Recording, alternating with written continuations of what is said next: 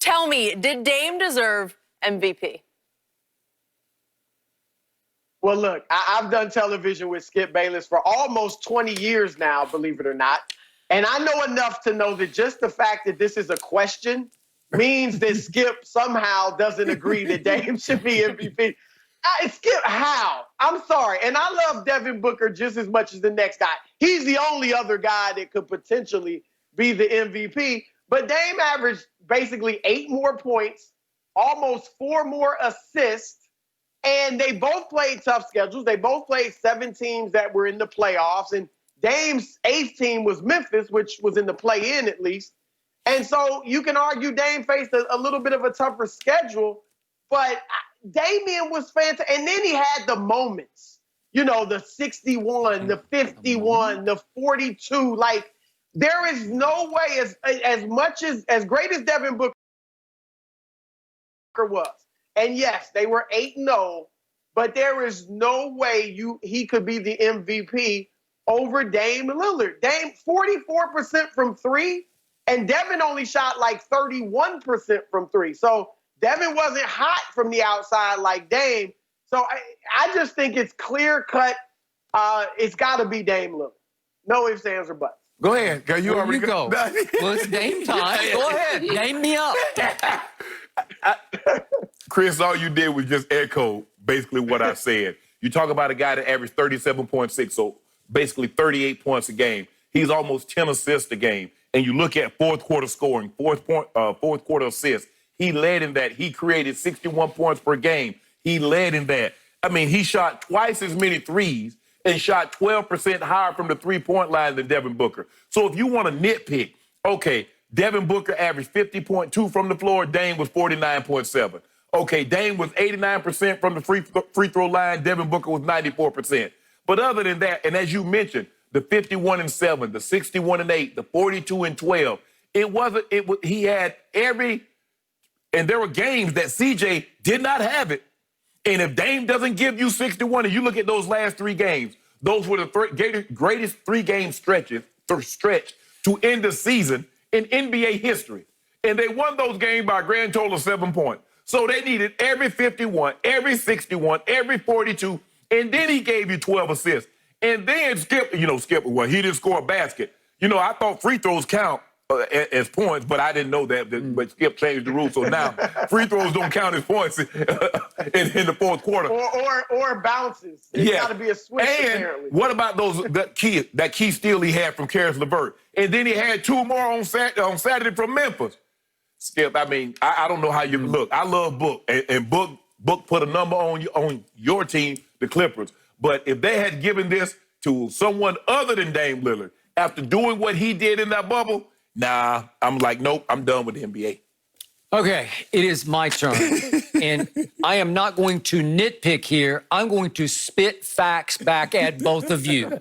You both carefully omit all of Damian's flameouts, his coming up smalls through the bubble. They did lose 2 games. And Devin Booker lost no games with far less help, veteran, qualified help, than Damian had. And by the way, that help carried Damian on Saturday all the way into the playoffs past Memphis in the fourth quarter, and I'm about to get to that in just a moment.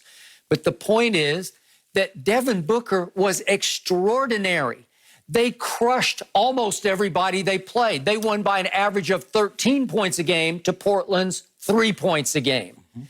They beat 7 of 8 teams that were playoff teams, and Devin Booker consistently came up clutcher than Damian Lillard did in the bubble. And you said the shot of shots. That was shot by Devin Booker against the Clippers with Paul George all up in his face. He made the most memorable and momentous shot of the tournament, as I call it. It was just the bubble tournament. We can see it right there. He's getting mobbed by his teammates, as he should have been. That was a shot. That's what I remember. That was an MVP clincher against the same Clippers who, without Kawhi and without Paul George in the fourth quarter, Damian came up smaller than I am. Damian, in that game, flamed out so badly at the end of the game that the Clippers shamed him. They clowned him. They humiliated him. Yes, they did. By doing Dame time to him and waving bye-bye to him because he missed 2 free throws with seconds left and then turned right around and missed the tying 3. I'm sorry, that's the same Clippers, except the Clippers against Devin Booker were at full strength. And then I look back at the rest of what happened in the bubble. How about that first loss to Boston? I dare anybody, just call up the play-by-play and tell me what you see against Boston, because Gary Trent Jr. came out of nowhere, this is early in the bubble, and made a 3 to put Portland up 1 over Boston, 1:57 left in the game. Tell me what Dame did down the stretch. He took 1 shot with 53 seconds left, a 3 to tie, and missed, and they lost by 4. And then I mentioned the Clipper game, and I'll give him this against the Clippers. 41 seconds left. He drove it and just laid it up off the glass. It was a nice play. But then with 18 seconds left against the Clippers, he got 2 free throws and gags both. And then with 9 seconds left, he has a chance to redeem, and he misses the 3, and he gets clowned by the Clippers. And then let's look at, shall we, Brooklyn, which we talked about on Friday, and then Memphis. Against Brooklyn down the stretch, the last 7 minutes and 12 seconds of the game. That's not 2 minutes, 7:12 of the game.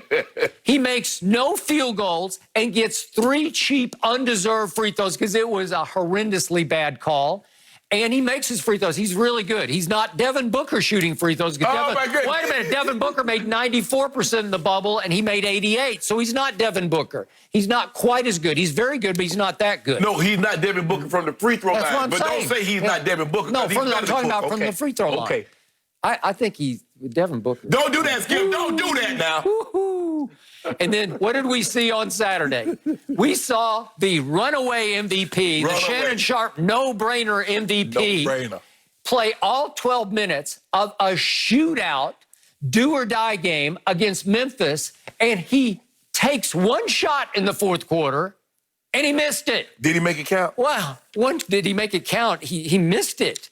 And I'm thinking, how does the MVP, how does a superstar go 12 minutes and take 1 shot?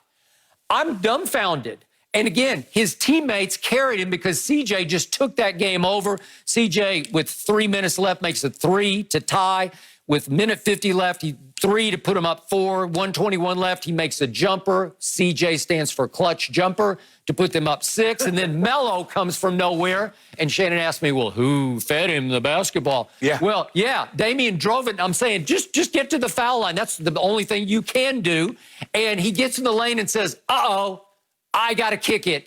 And he kicks it to a Melo who is 0 for 5 from 3. Is that the right basketball play? I guess so. But that's Melo. Because he made it. He made it. It's Melo. Hasn't been Melo all the time. But that was Valanciunas. Now, Chris, now, if Skip would have said that foul Saturday, Grayson Allen did not foul Dame Lillard. He got all ball, he jumped, and they gave him a tech, and they gave him 2 free throws. Now, if you want to say that one wasn't a foul. Okay. You know what? I think the refs made it up. It was a makeup call from the previous game when they.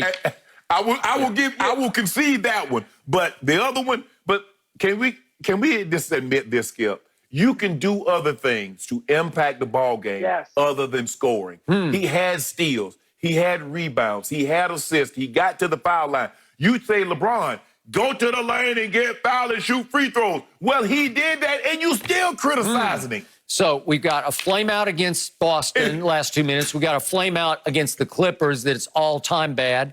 And then over the last almost 20 minutes he has played in the 4th quarters of the Brooklyn and Memphis games. 20 minutes of 4th quarter, he has scored 0 field goals, and we crowned him. Way to go, Shannon. Does he have any points? Just omit that. Sweep it under the carpet. Because did you see that logo Lillard shot? Wow, that's it. You're the MVP. Congratulations. That play that you just poo-pooed, to use Rob Parker's word. I mean, when Dame penetrates, 3 Grizzlies collapsed on him.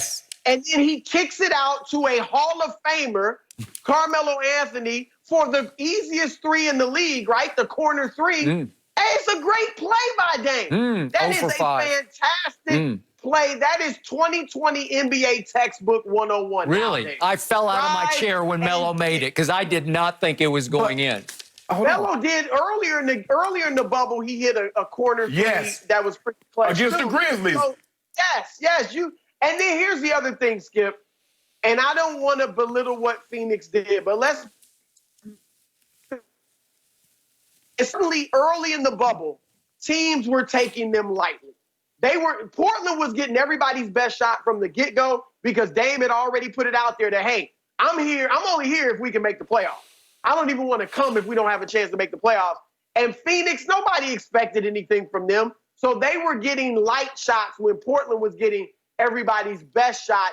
And then when people realize, hey, Phoenix is here to play, it's too late. They're rolling and all that stuff. So you can't.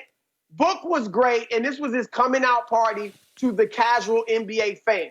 I love it for that reason, but Dame was clearly the MVP. And I love how Shannon talks about moving the goalpost. CJ can mean clutch jumper, even though he was 0 of 6 from 3 against Brooklyn. But for Dame, because he has a couple fourth quarters where he struggled. Wait, time out. Didn't CJ clutch jumper hit the clutch jumper against Brooklyn? It was a mid-range jumper. Mid-range jumper. But three-pointers are jumpers, too. Yeah. And when CJ couldn't find the rim, Dame was carrying him. Yeah. So if we don't get that 42, what good is that clutch jumper if we don't get that 42 from Dame? Right. And Dame he hit him with that beast mode. Y'all know why I'm here. I'm just here to make the playoffs. Some guys can do it in the first 3.5 quarters, and some guys can do it coming home. It just happens, and I don't think I made any. Did I exaggerate? Did I fabricate? Yes. Nope. No, I did not. Is that where we're at right now? All right. I do want Chris to stick around. I would like to hear your thoughts on Dame's chances of upsetting LeBron in the playoffs. We go there when we return.